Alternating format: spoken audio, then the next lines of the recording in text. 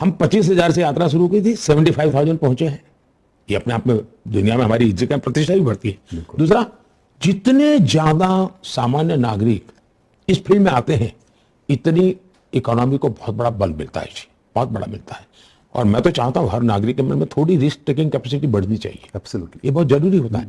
सोच सोच करके क्या करूंगा, ऐसी जिंदगी जीने से बात बनती नहीं है। कभी शेयर और म्यूचुअल फंड जैसे प्रोडक्ट में इन्वेस्टमेंट बड़े शहरों में ही संभव था। आज गांव और कस्बों में भी इन्वेस्टमेंट के इस एवेन्यू को बड़ी संख्या में एक्सप्लोर किया जा रहा है। आज कुछ ही मिनटों में घर बैठे ही डीमैट अकाउंट खुल रहे हैं, इन्वेस्टमेंट रिपोर्ट्स ऑनलाइन मिल रही है। Hello everyone.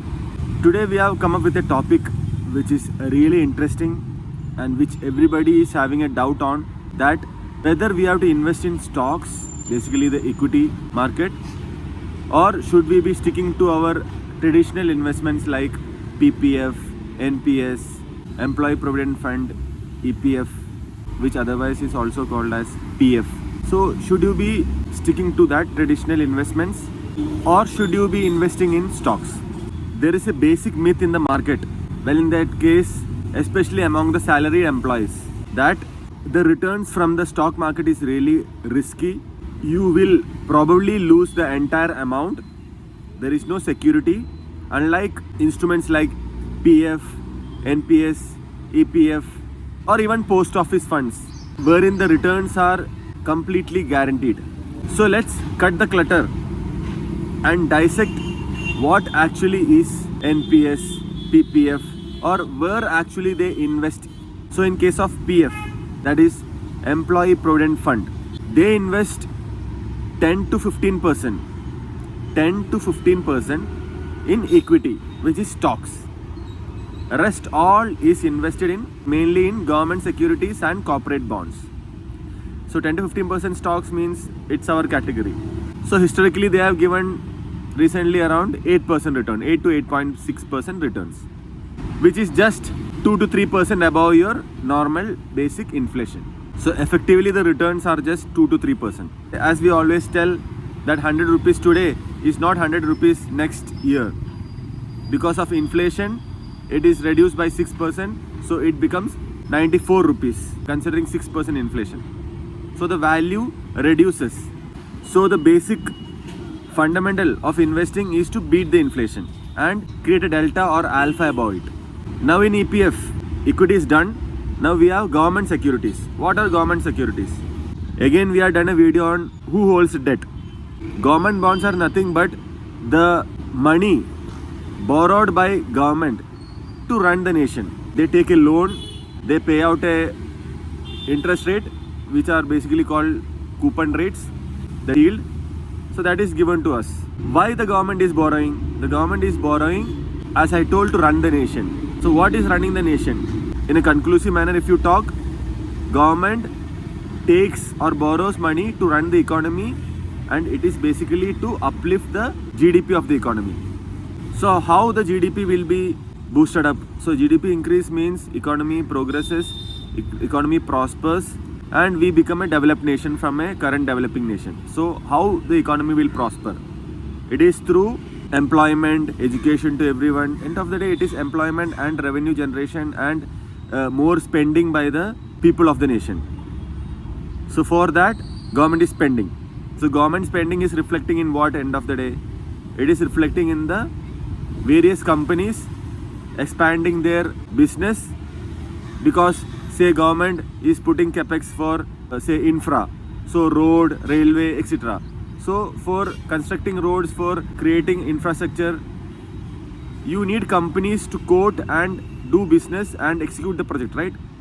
So end of the day, the government bonds boils down to again different companies getting different revenue and expanding their business. I'm just relating that, okay?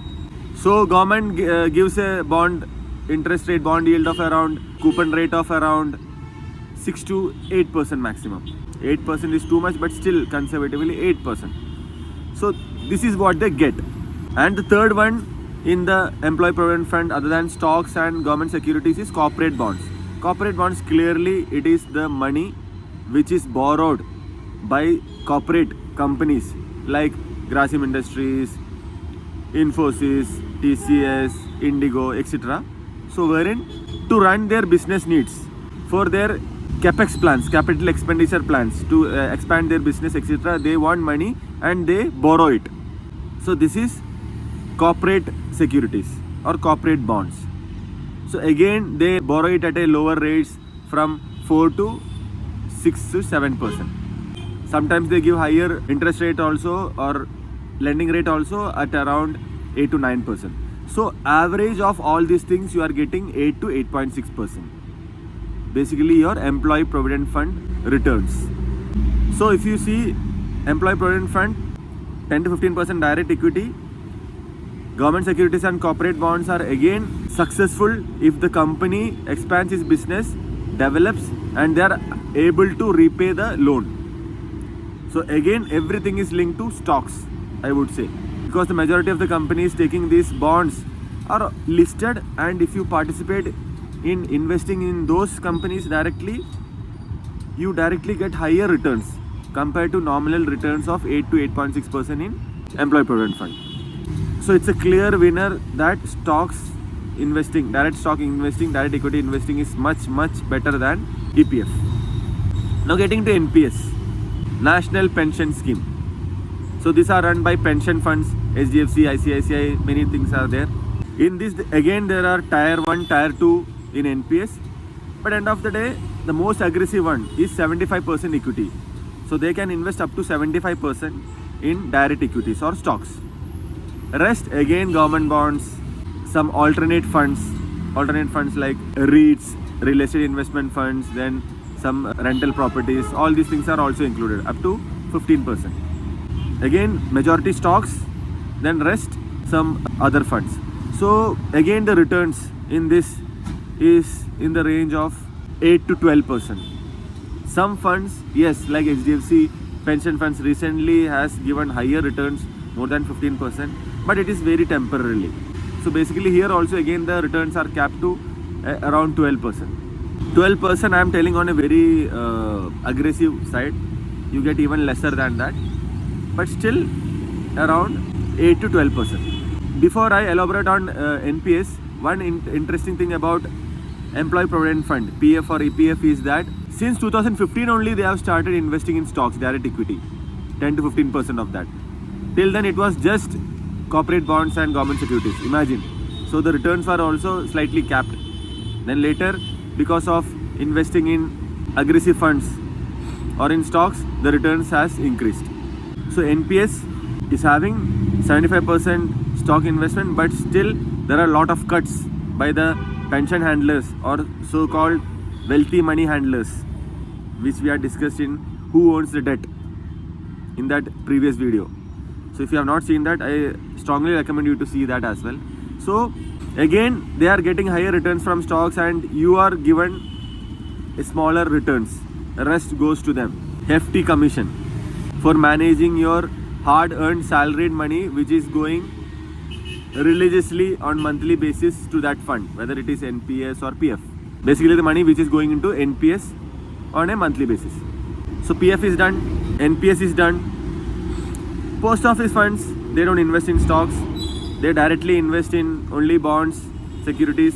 So their returns are much capped. Earlier they used to get around 8.5%, 9% also. These days they get hardly 7%. So which hardly doesn't beat the inflation also. So PPF, post office funds, all these things are similar, wherein there is no equity exposure. So the returns are also very much capped.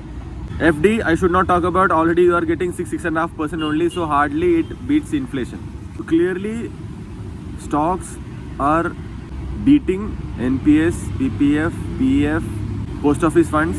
My question here is that, so before conclusion, query which I am asking you guys is that instead of giving the commissions to the so-called wealthy fund managers, if you can invest a small portion of your day for a small research and logical thinking, which will expand your brain capacity also, and which will also help you create alpha over the traditional investments, and also keeps you fresh and motivated, wherein you get good returns from the equity investments if your research is very well in place and if you understand all the fundamentals and if you can apply that.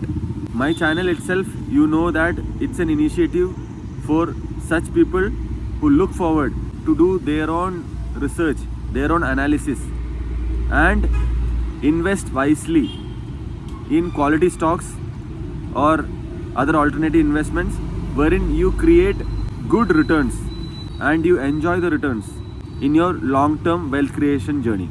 So it's very clear from this video or from the figures which I have shared that equity or direct stock investing is any time, if not equity, then at least mutual fund. Again, there are fund managers there, so better to go with direct equity, but still to start with mutual funds, then progress to stocks. Also, I have done a video wherein how to do your SIP, then how to switch your money from mutual fund to stocks is very well explained. I will leave a link above. You should bring in strategies wherein you properly generate real wealth and not be lazy to opt traditional investments wherein these are all outdated investments. I would say just like your mutual fund strategy which I had told, that investing that money into stocks. Similarly, NPS also, there are provisions for you to withdraw that fund and then you can invest in stocks. So you should create your own confidence, then gradually switch all the money into stocks so that you generate enormous wealth and become real wealthy. See you in next video. Till then, happy investing.